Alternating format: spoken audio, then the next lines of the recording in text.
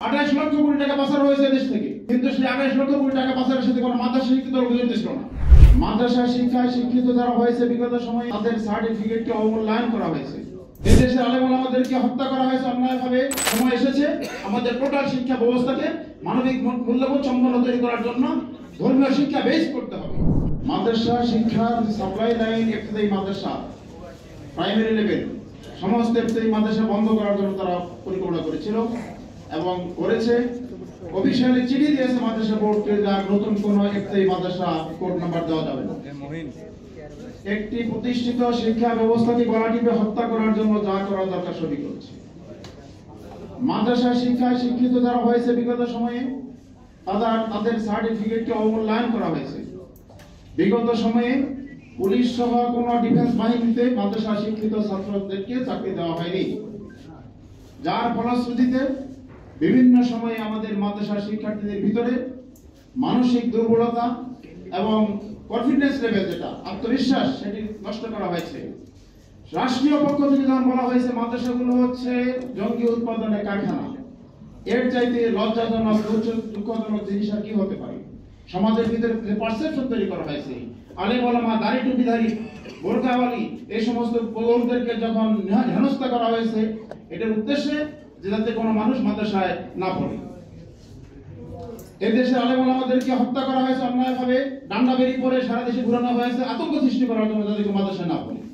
অথচ বিভিন্ন ধরনের পরিসংখ্যান আসছে। একটি পরিসংখ্যান সাদেক ক্যাম্প দিয়ে গেছেন, সাদ্দাম হোসেন বলেছেন 28 লক্ষ কোটি টাকা পাচার হয়েছে দেশ থেকে, কিন্তু সেই 28 লক্ষ কোটি টাকা পাচারের সাথে কোনো মাদ্রাসা শিক্ষিত লোক জড়িত ছিল না। এটি প্রমাণিত সত্য। অতএব মাদ্রাসা শিক্ষা ব্যবস্থা এই দেশে ধর্মীয় মূল্যবোধে মানবিক মানুষ তৈরি করার জন্য কাজ করে এবং তারা কোনো করাপশনের সাথে জড়িত হয় না। তারা মানুষের প্রতি ভালোবাসার মনোভাব তৈরি করে এবং দেশপ্রেম তাদের মধ্যে আছে। এই জন্য আমাদের এই বাংলাদেশের স্বাধীনতা, সার্বভৌমত্ব, এদেশের উন্নতি, সমৃদ্ধি, অর্থনৈতিক উন্নতি, শান্তি, নিরাপত্তা, কল্যাণ সকল কিছু নির্ভর করছে একদম দক্ষ, যোগ্য, সৎ, খোদাভীরু এবং দেশপ্রেমিক নাগরিকের উপরে। আর সেই সৎ, দক্ষ, খোদাভীরু, দেশপ্রেমিক নাগরিক তৈরি কারখানা হচ্ছে আলিয়া মাদ্রাসা শিক্ষা ব্যবস্থা অর্থাৎ মাদ্রাসা শিক্ষা ব্যবস্থা। এটি প্রমাণিত সত্য। এই জন্য যে পারসেপশন তৈরি হয়েছে, সেই পারসেপশন আমি আমাদের যারা ছাত্র আছে তাদেরকে আমি বলবো, তোমাদের ডান বাম পিছনে তাকানোর দরকার নাই। তোমরা এই বৈষম্য বিরুদ্ধে যুদ্ধ করেছো, তোমরা এই রক্ত দিয়েছো, জীবন দিয়েছো, এখন তোমাদের দায়িত্ব হতে তোমরা যোগ্য হও। যোগ্য রূপে নিজেকে গড়ে তোলো, তাহলে তোমাদের কাঙ্ক্ষিত আসন থেকে কেউ বঞ্চিত করতে পারবে না ইনশাআল্লাহ। এই দেশের সকল কিছু, সকল কল্যাণ, এই ভবিষ্যৎ সকল কিছু নির্ভর করছে তোমাদের যোগ্যতার উপরে। তোমরা যদি যোগ্যতা অর্জন করতে পারো তাহলে এই দেশটি উন্নত হবে। ধর্মীয় শিক্ষা ছাড়া কোনো মানুষের ভিতরে নৈতিকতা বোধ তৈরি হয় না। উপন্যাস পড়ে কেউ সৎ হয় না। এদেশের সাধারণ শিক্ষা ব্যবস্থা, যেটা মেইন শিক্ষা ব্যবস্থা বলে দাবি করা হয়, সেই শিক্ষা ব্যবস্থার ভিতরে, শিক্ষা কারিকুলামের ভিতরে একজন মানুষকে মানবিক করার জন্য, মানুষের প্রতি ভালোবাসা এবং মূল্যবোধ সম্পন্ন মানুষ তৈরি করার জন্য কোনো ব্যবস্থা নাই।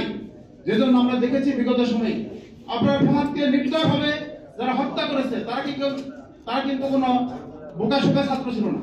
সকলে দেশ ছেলে মেধাবী ছিল, কিন্তু সেই মেধাবী ছাত্র তারা মানুষ হতে পারে না, তার দানব তৈরি হয়েছে।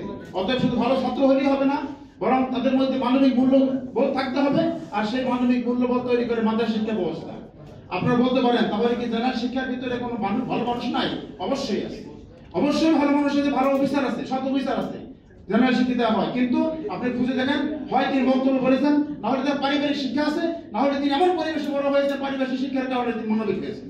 ওই শিক্ষা ব্যবস্থার মধ্যে সেটা রাখা হয়নি। এখন আমাদের সময় এসেছে আমাদের টোটাল শিক্ষা ব্যবস্থাকে মানবিক মূল্যবোধ সম্পন্ন তৈরি করার জন্য ধর্মীয় শিক্ষা বেস করতে হবে। মাদ্রাসা শিক্ষা ব্যবস্থায় হবে ইনশাআল্লাহ ভবিষ্যতে আমাদের জন্য মূল ধারা শিক্ষা ব্যবস্থা। আমরা সেই জন্য কাজ করছি। এই মাদ্রাসা শিক্ষা ব্যবস্থা বর্তমান সরকার পরিকল্পনা নিয়েছে এটা উন্নতি করার জন্য। আমাদের বন্ধ হয়ে যায় একটি মাদ্রাসা আমরা চালু করছি। আমরা বিভিন্ন আইনে বেড়াজালে যে সমস্ত শর্ত দেওয়া আছে, শর্ত শিথিল করে আমরা মাদ্রাসার সংখ্যা বাড়ানোর জন্য চেষ্টা করছি। আলহামদুলিল্লাহ ইতিমধ্যে মাদ্রাসা শিক্ষায় ছাত্র সংখ্যা বাড়ছে। যখন আমাদের সন্তানদের ভিতরে কনফিডেন্স আসবে যে আমরা বঞ্চিত হব না, তখন আর তারা দাখিল পাশ করে কলেজ দিকে দৌড় দিবে না। বিগত সময়ে আমরা একটি পরিসংখ্যান দেই, সেটি হচ্ছে এবছর দাখিল পরীক্ষা দিয়েছিল 2,94,000 প্লাস, আর আলেম পরীক্ষা দিয়েছে 86,000 প্লাস। তার মানে 2/3 বেশি স্টুডেন্ট তারা কলেজে চলে গেছে। ওই যে রাষ্ট্রীয় সন্ত্রাসের কারণে একটি পারসেপশন তৈরি হয়েছে যে মাদ্রাসা পড়লে কোনো চাকরি হবে না, কোনো সমস্যা আমরা বের করবো, সেই জন্য তারা মাদ্রাসা থেকে চলে যায় কলেজে। এবছর ইতিমধ্যে চলমান আলেম ভর্তি পরীক্ষা চলছে, ভর্তি প্রক্রিয়া চলছে, প্রক্রিয়ার ভিতরে ইতিমধ্যে 1.5 লক্ষ ছাত্র ভর্তি হয়েছে। তার মানে এটা আমরা মনে করছি জুলাই বিপ্লবের পরে একটা ভালো পরিবেশ আসছে এবং মাদ্রাসা শিক্ষার্থীর ভিতরে কনফিডেন্স ফিরে আসতেছে। আমরা চেষ্টা করছি এদেশে শিক্ষা ব্যবস্থার ভিতরে বৈষম্য, সারা দেশে মাত্র 3টি সরকারি আলিম মাদ্রাসা আর হাজার হাজার শিক্ষা প্রতিষ্ঠান আছে সরকারি, কিন্তু তার বিপরীতে 3টি আলিম মাদ্রাসা। সরকারি পরিকল্পনা হচ্ছে সারা দেশে প্রতিটি জেলা শহরে অন্তত একটি করে সরকারি আলিম মাদ্রাসা হবে। মাদ্রাসা শিক্ষার উন্নয়নের জন্য শিক্ষকদের ট্রেনিং বিকল্প নাই। বাংলাদেশে মাদ্রাসা শিক্ষা ব্যবস্থার জন্য একমাত্র ট্রেনিং ইনস্টিটিউট হচ্ছে বিএমডিটিআই গাজীপুরে। সরকারি পরিকল্পনা প্রতিটি বিভাগীয় শহরে কমপক্ষে একটি করে বিএমডিটিআই স্থাপন হবে। এরপরে এই মাদ্রাসা শিক্ষকদের জন্য মানোন্নয়নের উদ্দেশ্যে পিটিআই আদলের সকল জেলা শহরে একটি করে ইটিটিআই টিচার ট্রেনিং ইনস্টিটিউট চালু হবে ইনশাআল্লাহ। এরপরে এই মাদ্রাসার ছাত্রদের উপবৃত্তি এবং মিড ডে মিল চালু হবে প্রাইভেট স্কুলের মতো।